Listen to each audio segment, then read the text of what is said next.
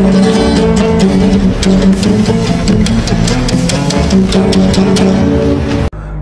magandang araw po sa inyong lahat, mga minamahal ko mga kababayan. So muli po na dito na naman po yung lingkod, Epipanyo Labrador, dito po sa ating programang Reaction Movie Rada po.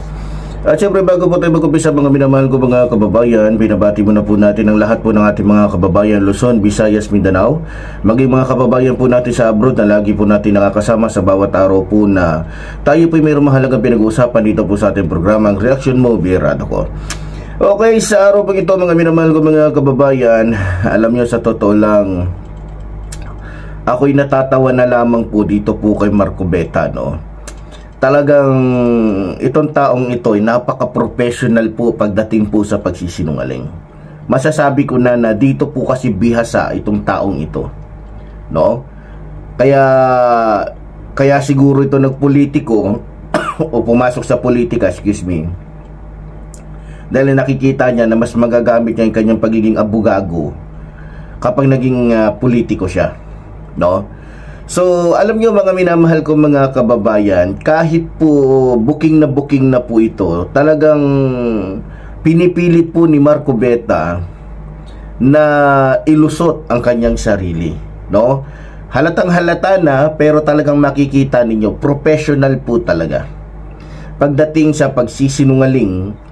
Ito pong si Marco Beta. Pero sa bagay, dahil abogado nga ito, talagang part ng kanyang buhay o ng kanyang trabaho o ng kanyang prosesyon tawag nito, part ng kanyang profesyon ay yung magkunwari na totoo ang kanyang sinasabi at manindigan sa kanyang gustong panindigan. Alam nyo itong mga abogado, nababalitaan ninyo, kahit na guilty na, nalulusutan pa rin ng mga kliyente nila yung kaso, kasi may mga abogado talagang mahusay, at dahil nga sa kanilang reaksyon, dahil nga sa kanilang aura, nakala mo totoo yung kanilang sinasabi, minsan nadadala po dyan pati ang judge. Sa totoo lang, pati ang judge nadadala sa mga magagaling na abogado, sa kanilang magagaling sa kagalingan na mag-inarte o magdrama. Alam nyo, kahit sino naman po tanungin natin, di ba? Halatang halata po na itong si Marco Beta ay guilty. Pero nakita nyo naman, talagang gusto niyang baliktarin ang pangyayari. Parang gusto niyang sabihin na siya ang tama at yung katotohanan ang mali, 'di ba? Wala yang iniwan sa kanilang reliyon na kahit kitang-kita na maling-mali yung doktrina nila, ipipilit nilang tama. At kapag nakita nilang hindi kayang daanin sa dadaanin nila sa tapang-tapangan, dadaanin nila sa paggawa ng istorya, dadaanin nila sa pananakot, dadaanin nila sa paninira, ganun. So, itong si Marco Beta, mga minamahal ko mga kababayan, kitang-kita mo talaga sa pagkataong ito, bihasang-bihasa. Kaya pala siya gustong-gusto na maging abogado ni Sara. Diba, naalala niyo noon? Sabi niya, subuk-subukan niyo lang, diba? Na i-impeach si Sara. So, kasi plano niyang maging abogado pala ni Sara Duterte. Plano mo palang maging abogado eh. Bakit ka nang senador? Ba't hindi ka na lang nag-abogado? Halata nyo ba na halos lahat ng mga magmula kay Joel Villanueva, kay Jingo, gusto niya maging abogado nila? Syempre, kapag naging abogado siya ng mga ito, maliban na makakakuha siya ng simpatya sa mga supporters ng mga pinagtatanggol niya, matitiyak niya na mayroon din siya makukuhang regalo. Matitiyak niya na mayroon siyang makukuhang kapalit. Pero ganun pa man, mga minamahal ko mga kababayan, dahil tayo po'y patuloy na nagsasalita at nagsisiwalat dito ng katotohanan, gusto ko pong dalhin kayo sa isang usapin na kung saan mayroon isang video na napanood ko na may sinabi po dito si Marco Beta na ating pong bibigyan ng birada, no? Eto, Panoorin po natin mga kababayan. Kung talagang meron nga siyang hawak. Aba, nalaman ko ngayon na meron daw nagpapunta na ron, kinuha CCTV, kung talagang ako'y pumunta ron o ganyan-ganyan. O sabi ko, okay lang. At makikita ninyo kung anong oras akong pumunta at anong oras akong umalis. Ayun, Oo. Tingnan natin. So para Tingnan niya yung reaction niya. Dinadaan-daan niya sa tapang. Yan ang estilo. Estilo yan. Yan ay pamamaraan. No? Kumbaga, parang ganun, parang galit. Pero ang totoo, estilo yan ng isang professional na mambubudol. Ulitin ko po mga kababayan. Ito pong estilo ni Marco Beta, estilo ng isang professional na mambubudol. Isang professional na abogado na gustong bilugin paglaruan ng mga Pilipino. No? Yung style niya na yan, ginagamit niya yung TV Net 25, yung channel ng mga baliw, channel ng mga bobo, channel ng mga tanga, higit sa lahat channel ng isang kulto. Ginagamit niya yung channel na yun para doon siya magpalusot at nagbabaka sakali na baka makalusot. No? At sa channel na yan, binibilog niya yung ulo ng mga kasapi nila sa kulto. 'Di ba?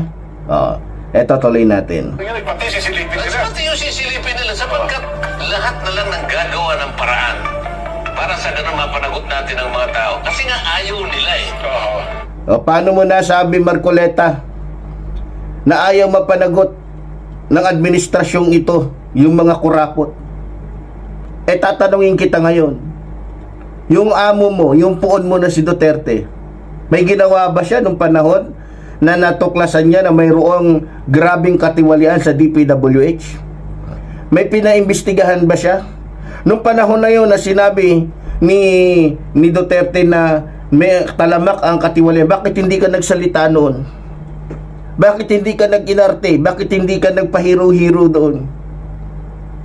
Dahil takot ka na madedo ka. Takot ka na baka bigla ka na lang itapon sa ilog Pasig ni Duterte. Di ba? Si Duterte noong panahon na nagsalita, bakit hindi ka umalma? Bakit hindi ka nagpapogi ng husto? Di ba? Tatuloy natin. Ang aking pagkakaalam dito, ayaw nila na matuntun talaga kung sino yung mastermind. Tingnan mo kung paano magsalita yung bobong batorni nito. Nakita nyo kung paano magsalita? Ayaw, namimintang pa yung hayop, namimintang pa. Gumagawa ng istorya yung siraulo, yung baliw. Ayaw daw. Sino kaya yung ayaw? Sino kaya yung ayaw? Sa totoo lang, siya yung ayaw. Ayaw niyang matunton yung katotohanan na nagsimula ang tunay na katiwalian nung panahon ni Rodrigo Roa Duterte, na kung saan mayroong 51 billion na ibinigay sa isang congressman na hindi matukoy kung nasaan. No? Napakagaling magsinungaling mga kababayan. Napakahusay.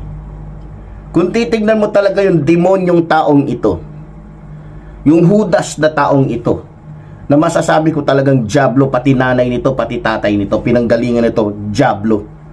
Dahil hindi naman ito magiging ganito kung ang pinanggalingan nito mula sa mabuting tao. Natitiyak ko na ang pinanggalingan ng tarantadong ito ay isang pamilyang hayop, isang pamilyang gago. Diba? Sa pagmumukha pa lang ni Marcoleta, makikita mo na yung anyo ng isang diablo, yung anyo ng isang walang niya, yung anyo ng isang masasabi mo talagang kampo ni Satanas. Pero nyo, sisiraan niya administrasyon. Samantala kung may utak siya, sa lahat na naging presidente, ngayon lang nagkaroon ng malawakang pag-iimbestiga na hindi nagawa ng kahit sinong pangulo o nagdaang pangulo. Tapos sasabihin niya, ayaw matuntun? O baka ikaw ang ayaw matuntun?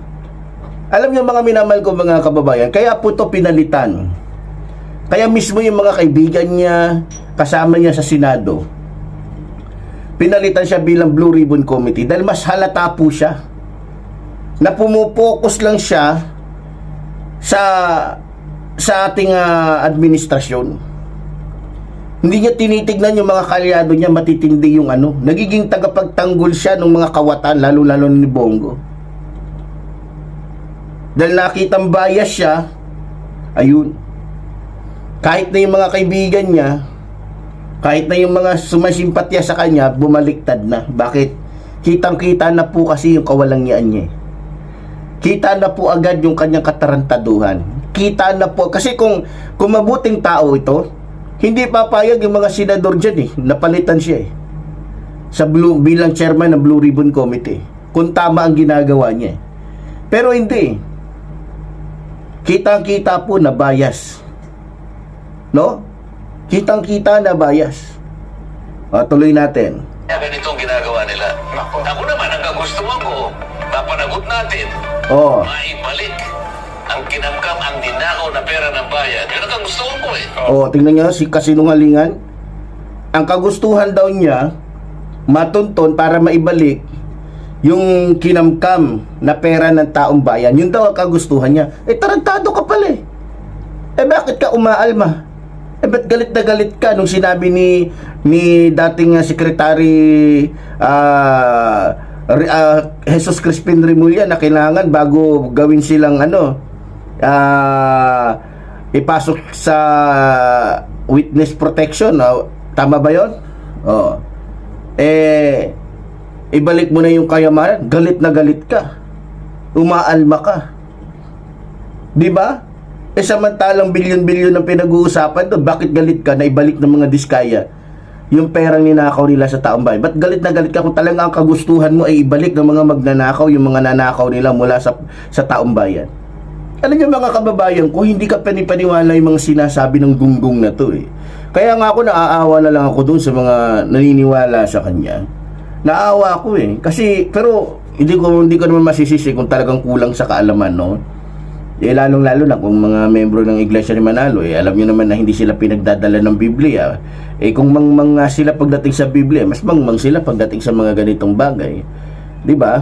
So, mas nasanay kasi sila na makinig lang doon sa inaakala nilang dapat nilang pakinggan. Pero hindi sila ginagamit yung, hindi sila marunong mag-analisa. Hindi sila marunong mag-isip kung tama na ba itong sinasabi ni ganito, kung dapat ko pa ba itong kampihan o hindi. Wala silang ganun, mga kababayan. Diba? Pero yun, dito pala makikita nyo na eh. Malaking kasinungalingan na yan eh. Gustong-gusto daw niya mapanagot. Gusto niya matunton yung nagnanakaw ng malalaki. Bakit ayaw mong pag-usapan dyan sa TV network na yan, yung tungkol sa 51 billion na nakipulong? Kung talagang ikay lingkod ng taong bayan at gusto mong mapanagot yung mga magnanakaw, ba't ayaw mong pag-usapan dyan yung patungkol dun sa mga panluloko ni Sara Duterte na kung saan ginamit pa niya yung Armed Forces of the Philippines? Bakit ayaw mo? Yan nga eh, kasi kakampi, diba? Bias. Tapos ngayon, pag sinisilip ka, pag inaano ka, gusto mong palabasin na, ay kasi inaano ko to, lokohin mo lolo mo, Marcoleta. Sa tandaan mo na yan, gago ka pa rin hanggang ngayon. Sa tandaan mo na yan, Marcoleta, demonyo ka pa rin hanggang ngayon. Talagang gustong-gusto mong baunin yung sa hukay mo, yung pagiging demonyo mo, no? Kung ako sa iyo, Marcoleta, magbago ka na. Baka masampal lang kita nang wala sa oras kang hayop ka. Ako nagtitimpi lang ako sa iyo. Pagka binugbog kita, baka hindi na mag-itsurang bulldog yung ano mo. Baka mag-itsurang ano na yan. Diba? Hayop talaga tong pilukang kalbo na to. Diba? Ang galing-galing oh. Palibasa kasi nabuking na siya.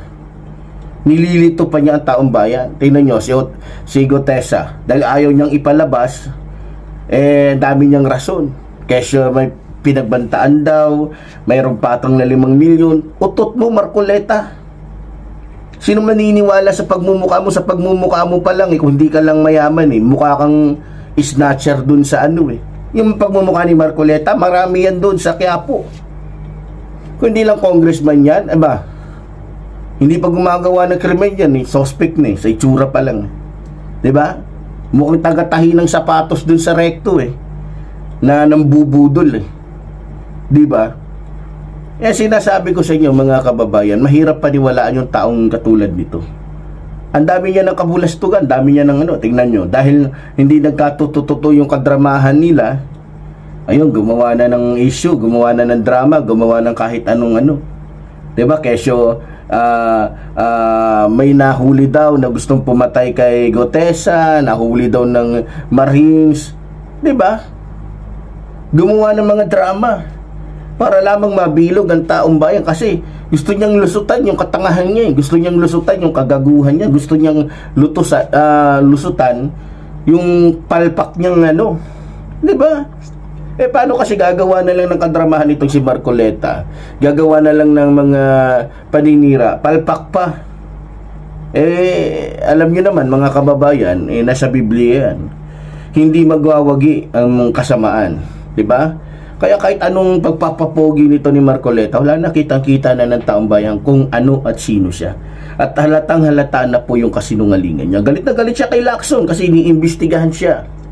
Bakit daw kailangan pang imbestigahan siya? Anuan siya ng Talagang dapat kang imbestigahan. Dahil kagulat-gulat naman talaga. Bigla mong inilabas si Gutesa. Tapos nung hindi kayo nagkatuto-toto, hindi na lumabas si Gutesa. Tapos ang dami mo ng sabi mo, hindi mo alam kung nasaan si Gutesa. Paano mo nalaman na mayroong 5 million na patong sa ulo? Paano mo nalaman na nasa kustodiya ng Marines? Paano mo nalaman na nahuli ng Marines yung gustong pumatay kay Gutesa? Diba?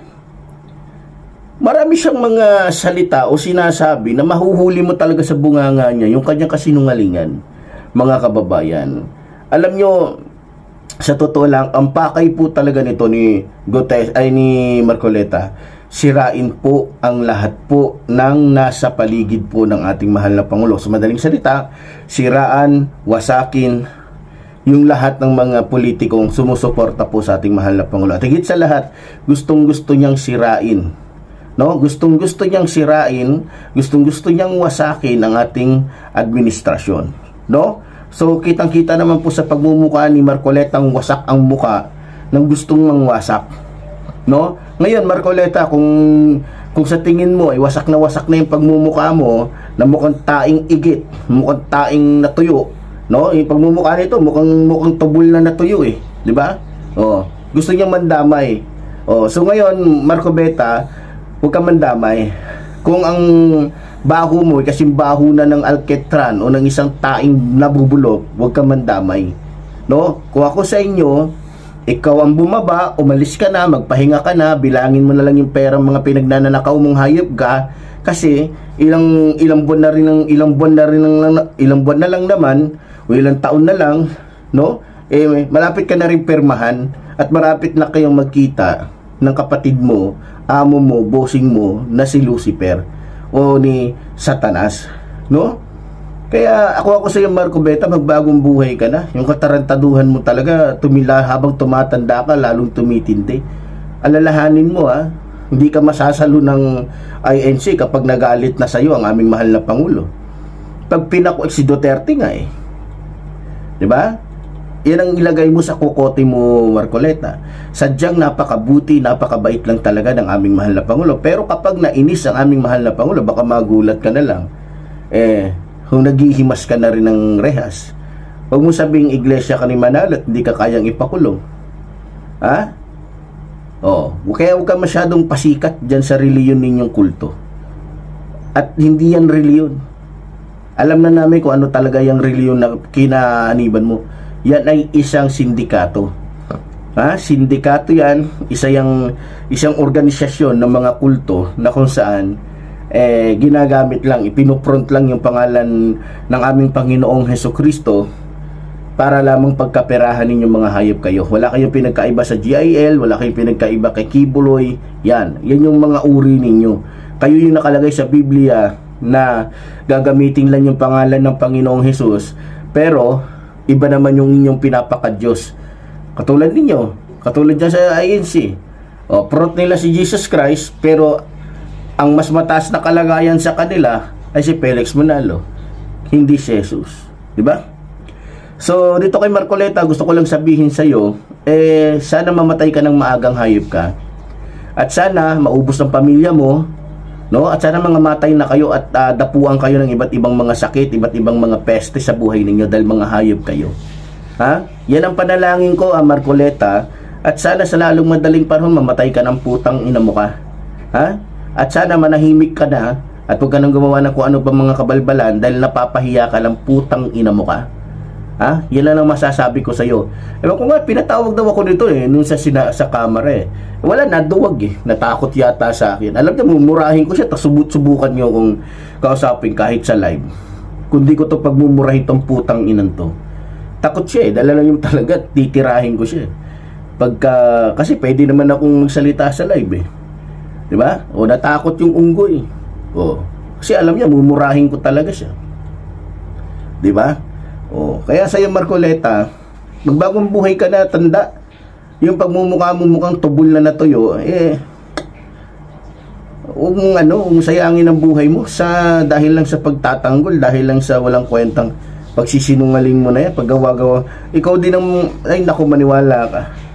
Sa totoo lang, bilang na mga araw nito Dahil pag nahuli si Gutesa, itong ituturo. Pero sa bagay, may narinig na ako meron na akong natukoy na o meron na akong napanood, natukoy na kung sino ang nagbigay ng scripted na pahayag ni Gutesa. Ito pala siya. Pati si Mike Defensor, sila yung bumuo. Kaya pala hindi napapansin ni Gutesa na meron na siya nalalaktawan kasi hindi naman sa kanyang gawa yung statement niya na yun, kundi mismo kay Marcoleta. Tingnan nyo matindi yung kanyang inilagay doon sa papel. Galit na galit pa siya nung may nilaktawan si Gutesa. Baliktad, siya pa yung may mas alam. Doon pala makikita mo na si gawa ni Marcoleta yung kasi mas alam niya hindi alam. Dapat si Gutesa ang mas may alam kung may nalalaktawan siya. Wala, kasi kanya yun Tapos nagalit pa siya. Huwag ka nang gumawa na kahit anong mga huwag ka nang magdagdag, huwag ka nang mag-adlib pa. Anong pakialam mo? Kung talagang yan naman mula sa puso, mula sa isip, mula sa nasaksihan ni ba't ka nagagalit kung mag-a-adlib pa siya? Kanya yun Kung bumabase siya sa experience at hindi siya nakasulat, mas matindi naman yung sinasabi na mula sa puso kaysa doon sa scripted. Doon pa lang halata na si Marcoleta dahil sa hindi maganda, talatadong tas natuklasan pa na hindi pala totoong pirmado yun ng isang attorney, yung pahayag ni Gutesa, yun na. Ang dami ng kabalbalan, ang dami ng kadramahan pinaglalabas, gagamitin pa yung Net 25 ni Marcoleta para lamang makalusot sa kanyang kahayupan. Diba? Kasi ang sabi ni Marcoleta, uso naman ngayon pumunta ka sa mga opisina ng mga attorney na yan. Lalo na pag private daw. Ang maiiwan lang daw yung mga secretary, maiiwan lang daw yun yung mga alalay ng isang tapos aanuhan lang. Paano mo nalaman isa kang senador bagamat abogado ka? Di ba? Kung sabihin baka sa mga kilala mo lang yun. Ako may kilala akong abogado ilang beses na ako nagpanotaryo, lagi nandoon yung abogado, mismong abogado ang pumipirma. Di ba? Binabasa ng abogado. Ang ibig sabihin po kasi mga kababayan, kaya po nagreklamo yung na yon, abogada. Kasi po yun sensitibo po yun na pahayag. Ang alam ko yung mga sekretary na yan, kapag mga sensitibo yung yung dapat notaryuhan, itinatawag nila yan sa attorney. Tinatawag nila yan. Attorney, meron ditong salaysay ganito. Attorney, meron ditong bentahan ng lupa. Gusto nilang humingi ng deed of sale. So, ito yung tatanungin pa yan Kaya umalma yung abogada kasi wala siya, hindi niya alam yun hindi nga tinawag sa kanya ng niya. Diba? So, gusto lang lumusot nito ni Marcoleta. Talagang matindi magsinungaling tong matandang ito. Kaya nga pabida-bida to dahil iniisip niya, ako ang kunin nyo kasi mas magaling ako magsinungaling sa lahat. Dahil magaling ako magmanipula. Ganun si Marcoleta. Alam nyo, kapaalan na lang talaga. Sindikato talaga to. Alam nila yung ginagawa nila. Si Bongo. Alam nila mga magnanakaw sila pare-pareho Pero makita ninyo, mga kababayan. Sindikato talaga. So itong si Marcoleta, gusto niyang ipakita yung kanyang husay bilang isang abogado sa panluloko sa taong bayan. 'Di ba? Hindi ba lulukuhin pa tayo, gusto daw niya na maibalik sa taong bayan. Doon pa nga lang kay Diskaya 'Di ba? Galit na galit ka na. Si Diskaya pa lang yun, na kung saan hinimok ni dating DOJ Secretary Jesus Crispin Remulla na ibalik mo na yung pera, galit na galit ka na. 'Di ba? Paano mo paniniwalaan yung statement nito? Wala na, doon pa lang buko na siya. 'Di ba? So sa mga kababayan natin, tulad ng sinabi ko, kahit po anong gawin nito ni Marcoleta, hindi ito magwawagi. At natitiyak ko sa lalong madaling panahon, magwawakas po ang kahayupan nito, magwawakas ang kasinungalingan nito. So muli po, tuloy po sinasabi ng lingkod, mabuhay po ang ating inabayan, mabuhay po nagmamahal sa ating inabayan. Maraming salamat po.